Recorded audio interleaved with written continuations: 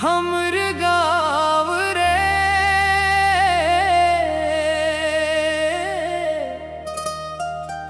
तोला झुरत है मोर मन के पाँव रे।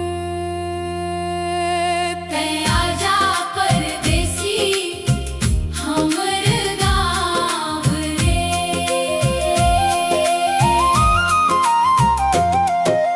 आजा परदेसी हमर गाँव रे। तोला झुरत है मोर मन के पाँव रे। आजा परदेसी हमर गाँव रे।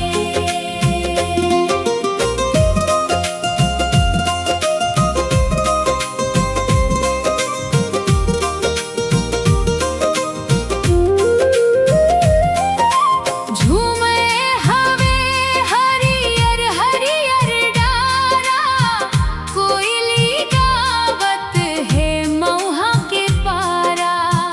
तोर बिना फीका लागे ये छाँव रे। तोला झुरत है मोर मन के पाँव रे। आजा परदेसी हमर गाँव रे।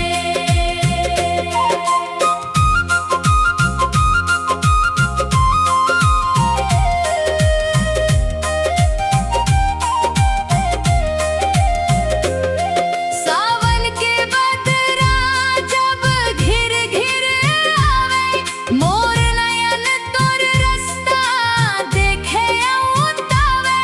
दीवाराती तोर सुरता सतावे रे।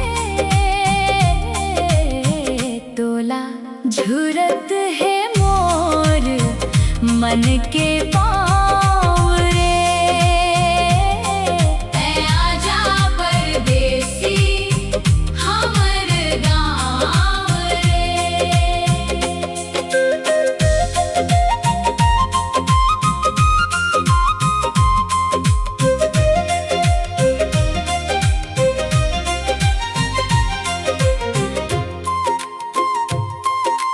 धान के घोरवा माँ माटी के सुगंध, तोर संग बीते दिन हालागे हमारी तंद।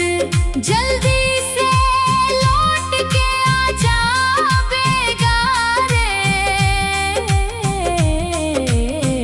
तोला झुरत